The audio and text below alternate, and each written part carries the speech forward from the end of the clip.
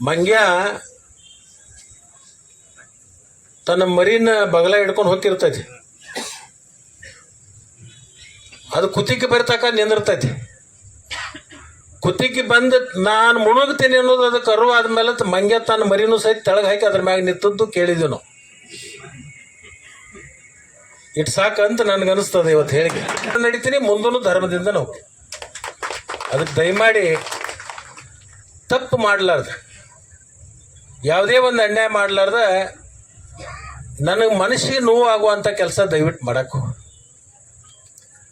ಮತ್ತು ನನ್ನ ಮನಸ್ಸಿಗೆ ಯಾರ್ಯಾರು ನೋವು ಮಾಡ್ಯಾರ ಅವರಿಗೆ ಅವಾಗವಾಗ ಭಗವಂತ ಏನೇನು ಯಾವ್ಯಾವ ಕಾಲದಾಗ ಏನೇನು ಮಾಡಬೇಕು ಅದನ್ನು ಮಾಡಿದ್ದೂ ಕೂಡ ನಾ ಕಣ್ಣಾರೆ ಕಂಡಿದೆ.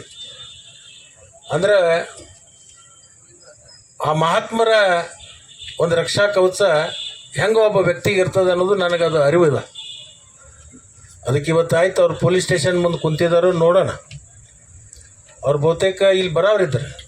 ಬಹುತೇಕ ಇಲ್ಲಿ ಬಂದು ನಮ್ಮ ಮನೆ ಮುಂದೆ ಕೂಗಾಟ ಮಾಡಿ ಹಾರಾಟ ಮಾಡಿ ಧಿಕ್ಕಾರ ಕೂಗಿ ಬಹುತೇಕ ಅವರಿಗೆ ಕಲ್ಲ ಅದು ಇದು ಜೋಡಣೆನೂ ಮಾಡಕ್ಕೆ ಹೇಳಿದ್ರು.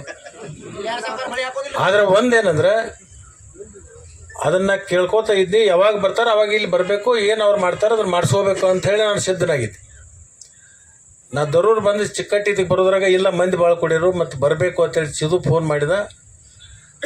ನಡ್ರಿ ಗಾಡಿ ಅಂತ ಹೇಳಿ ಕಿಶನ್ ಈ ಕಡೆ ಬಂದು ಬರೋದ್ರಾಗ ನಿಮ್ಮನ್ನು ನೋಡಿದ ಮೇಲೆ ನನಗನಿಸ್ತು ಲಕ್ಷ್ಮಣ ಸವದಿ ಪುಣ್ಯದ ಪರವಾಗಿ ಇನ್ನೂ ಕೆಲವೊಂದು ಜನ ಈ ಚಾಲಕದೊಳಗೆ ಧೈರ್ಯ ಕೊಡ್ಲಿಕ್ಕೆ ಮತ್ತು ನನಗೆ ಬೆಂಬಲಿಸ್ಲಿಕ್ಕೆ ಬಂದಿರತಕ್ಕಂಥದ್ದು ಬಹುಶಃ ನಿಮ್ಮ ಬೆಂಬಲ, ನಿಮ್ಮ ಒಂದು ಸಹಕಾರ, ನನ್ನ ಮೇಲೆ ಇಟ್ಟಿರ್ತಕ್ಕಂಥ ಒಂದು ಪ್ರೀತಿ ವಿಶ್ವಾಸಕ್ಕೆ ನಾನು ಸದಾಕಾಲ ನಿಮಗೆ ಋಣಿಯಾಗಿರ್ತೀನಿ ಅಂತಕ್ಕಂಥ ಮಾತನ್ನು ಈ ಸಂದರ್ಭದಲ್ಲಿ ಹೇಳಿ ನೋಡೋಣ. ಅವರು ಏನು ನೀವೇನು ಗಾಬರಿ ಆಗಬೇಡ್ರಿ.